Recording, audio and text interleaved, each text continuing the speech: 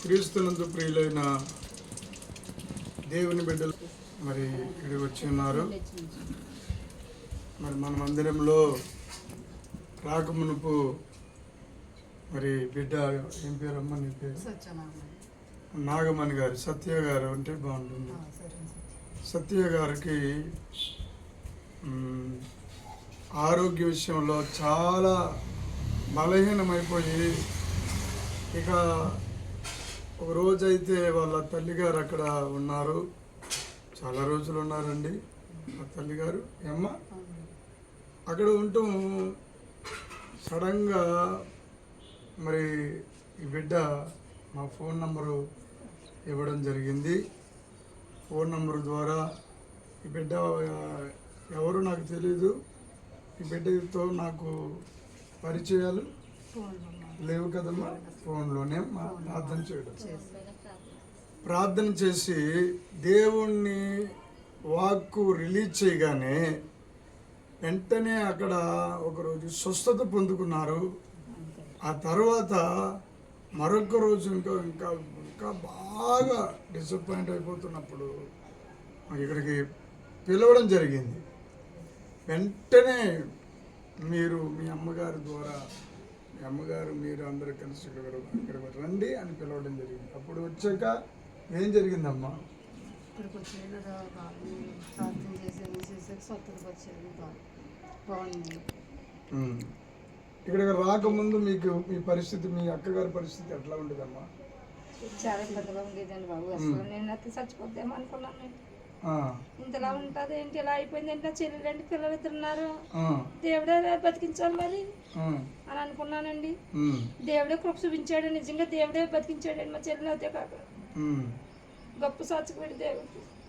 ఎక్కడ ఈ మందిరానికి వచ్చి మన దహించు అగ్ని అనే మన మినిస్ట్రీకి మరి పరిచయలోకి వచ్చిన తర్వాత మరి అంతేనమ్మా బిడ్డ?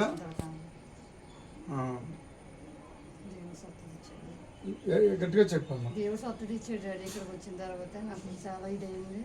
నేను అసలు పిల్లలు ఇది వదిలేసి వస్తున్నాను, ఏమైపోతాను అనిపించింది నాకు. దేవుడు పిల్లలందరినీ వదిలేసి వచ్చాను, నేను మళ్ళీ వెళ్తాను అనిపించింది. కానీ ఇక్కడికి వచ్చాక చాలా ఇదైంది. దేవుడు నాకు చాలా గొప్ప సత్తది ఇచ్చాడు.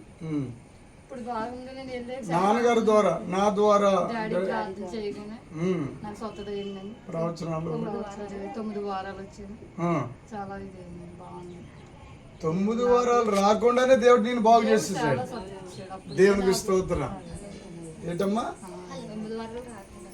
9 వారాలు రాకుండానే? చూడండి దేవుడు ఎంత గొప్ప దేవుడో చూడండి.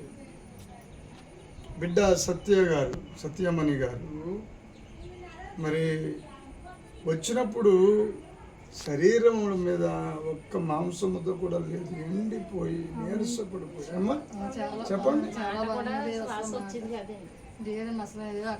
నీళ్ళు వెళ్ళేవి కాదు, అన్నం వెళ్ళేది కాదు, ఊపిరి నొక్కేసినట్టు ఎక్కడి నుంచో ఊపిరి అందుకున్నట్టు అనిపించేది నాకు అసలు. చూడండి ఎంత భయంకరమైనటువంటి. నీకు ఏమవుతుంది? నీ చెల్లెలా? చూడు అసలు ఆడలేనట్టు అనిపించేది. అలాంటిది దేవుడు చాలా. ఇప్పుడు చూడ వాళ్ళ అక్కగారు కూడా ఏడుస్తున్నారు, ఎంత కన్నీరుగా సాక్ష్యం ఇస్తూ ఏమో అయిపోతుందేమో అనుకున్నానండి అని. ఇది దేవునికి ఎంతో మహిమ కలుగును గాక. హల్లెలూయా. ప్రభువు ఎంత గొప్ప దేవుడో. ఆయన మనకు ఎవరంటే తండ్రి. హల్లెలూయా. నిజంగా ఈ బిడ్డని మరి బాగు చేసింది నేను కాదు, నాలో ఉన్న పరిశుద్ధాత్మ దేవుడు యేసయ్య. ఆయనకి స్తోత్రాలు చెల్లిద్దామా? హల్లెలూయా. మరి తర్వాత ఎంత చక్కగా బలం ఇచ్చి ఆరోగ్యం ఇచ్చి మరి మళ్ళీ వెళ్ళి ఎన్ని రోజులు అయిందండి? మళ్ళీ 3 నెలలు. దేవుడికి స్తోత్రం. హల్లెలూయా. హల్లెలూయా. తర్వాత మరలా 3 నెలలు అయిపోయిన తర్వాత వచ్చి మళ్ళీ నా డాడీ గారితో ప్రార్థన చేయించుకోవాలి, అమ్మగారితో ప్రార్థన చేయించుకోవాలని మరి ఆసక్తితో ఈరోజు రావడం జరిగింది. సోమవారం రోజున ప్రత్యేకంగా నేను ప్రార్థన చేయబోతున్నాను. ప్రార్థన చేసే ముందుగా ఈ సాక్ష్యం మీ అందరికీ తెలియజేయాలని. మరి ఇప్పుడు మీకు ఎలా ఉంది? మీ మనసుకి ఎంత? చాలా బాగుంది. హల్లెలూయా. దేవునికి మహిమ కలుగును గాక. యేసయ్యకే మహిమ కలుగును గాక. హైదరాబాద్లో ఎక్కడ ఉంటారండి? నిజాంపేటలో ఉంటారట, హైదరాబాద్లో. దేవునికి స్తోత్రం కలుగును గాక. ఇదిగో ఈ ఆత్మీయ కుమార్తె కూడా మా బిడ్డే కాబట్టి ఆ బిడ్డ ఫోన్ నెంబర్ ఇవ్వడం, తీసుకురావడం, వాళ్ళ చెల్లెలు గారిని తీసుకురావడం వల్ల ఏమైందంటే వాళ్ళ చెల్లెలు గారిని చాలా మేలు చేశారని చెప్తున్నారు. దేవునికి స్తోత్రం కలుగును గాక. అందుకే ఒకసారిగా మనందరము ఏమీ లేదు, ఆయన మన ప్రభువు మాత్రమే మహిమ పొందును గాక. ఆమేన్ చెప్పండి. ఆమేన్. God bless you.